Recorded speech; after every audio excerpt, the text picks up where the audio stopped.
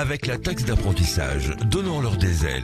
Avec votre CCI, investissez dans votre avenir et celui de votre région. Faites votre déclaration et votre paiement en ligne jusqu'au 29 février 2012. L'aéroport Toulouse-Blagnac, le partenaire des entreprises du Grand Sud-Ouest, vous présente le Club Éco d'Objectif-News.tv.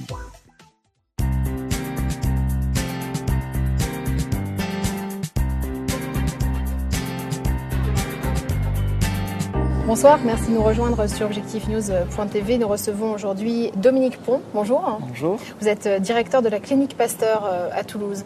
Alors c'est vrai qu'on parle de santé ici à Toulouse, au niveau national, on pense souvent au CHU, on pense beaucoup moins spontanément à la clinique Pasteur. Et pourtant, vous venez de me le dire, la clinique est la 3e clinique française en termes de chiffre d'affaires. C'est donc un acteur important dans le secteur de la santé à Toulouse. Effectivement, on est une clinique qui fait à peu près 80 millions de chiffre d'affaires depuis plusieurs années. On est en cardiologie la première clinique française en termes d'activité, de volume d'activité. On traite à peu près 30 000 patients par an. Et avec 150 médecins, donc ce qui au niveau national représente une des très très grosses cliniques françaises. Effectivement, on n'a pas trop une culture de communication autour de ce genre de chiffres, on est plutôt dans une culture de discrétion, effectivement. Mais peut-être que c'est pas une bonne idée. Vous êtes un acteur indépendant aujourd'hui ou vous appartenez à un groupe ? Alors les 150 médecins de la clinique sont tous actionnaires et seuls les médecins sont actionnaires. Donc on est une clinique qui est indépendante, farouchement indépendante, qui souhaite le rester le plus longtemps possible. Vous devez être l'objet de convoitises d'un certain nombre de fonds, j'imagine. Bien entendu. Régulièrement, on est approché, mais aujourd'hui on souhaite rester indépendant pour maintenir une culture d'équilibre entre la performance économique et l'éthique médicale. Et il nous semble que le fait que les médecins soient actionnaires est une garantie de placer le projet médical et le patient au cœur de notre projet d'entreprise avant une stricte logique de culture financière. Est-ce que pour les médecins, c'est important également de conserver cette indépendance ? Oui, ça se traduit tous les jours pour choisir les dispositifs médicaux qu'on va implanter sur les patients, pour choisir le matériel, pour déterminer les moyens qu'on met pour soigner les patients. Aujourd'hui, on se pose d'abord la question de la cohérence médicale avant la question de la rentabilité financière.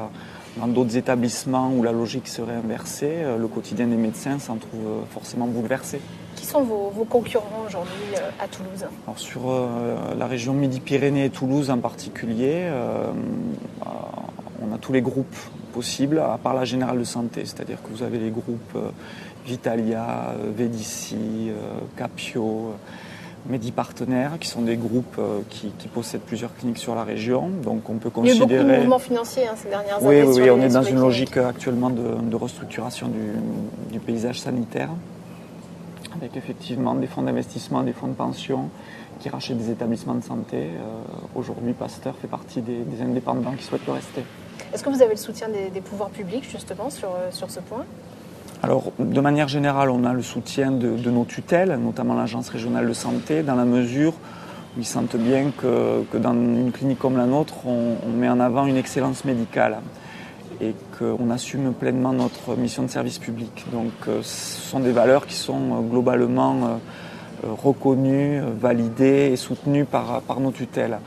De manière générale, au niveau financier, en revanche, il n'y a pas de soutien particulier pour le secteur privé au niveau national ou au niveau régional. Donc, vous le regrettez ?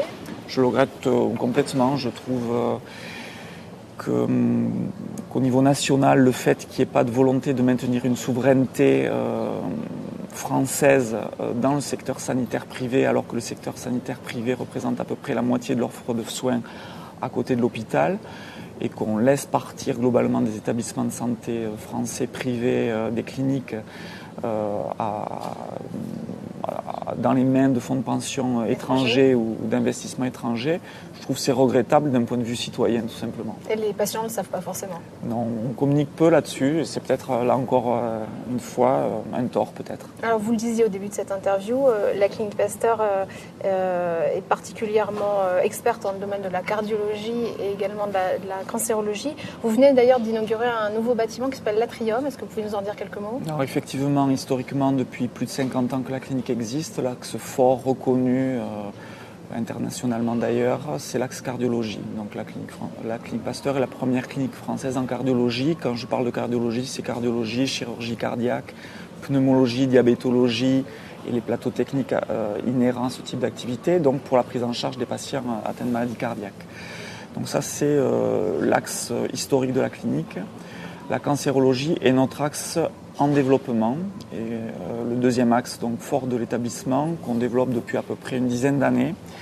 Donc avec cette année, en 2011, l'inauguration d'un bâtiment de 8000 m² dédié à la cancérologie, regroupant un gros centre de radiothérapie, le premier centre de radiothérapie français avec 5 accélérateurs de particules, des blocs de chirurgie ambulatoire dédiés à la chirurgie du cancer, et un gros plateau de chimiothérapie pour pouvoir avoir une prise en charge globale et centralisée des patients atteints de cancer.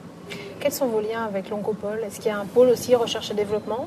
Alors, les liens avec le secteur public, notamment l'Oncopole, se feront, puisque c'est en construction, dans le cadre d'un regroupement d'établissements privés, de cliniques privées qui sont regroupés dans le cadre d'un groupement de coopération sanitaire.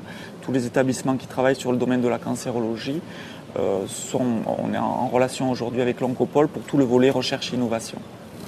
Merci Dominique Pont, merci de nous avoir éclairé sur ce qu'est aujourd'hui la clinique Pasteur à Toulouse. Très bien, merci beaucoup.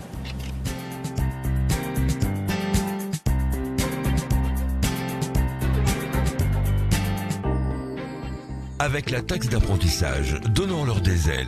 Avec votre CCI, investissez dans votre avenir et celui de votre région. Faites votre déclaration et votre paiement en ligne jusqu'au 29 février 2012. L'aéroport Toulouse-Blagnac, le partenaire des entreprises du Grand Sud-Ouest, vous présente le Club Éco d'Objectif News.tv.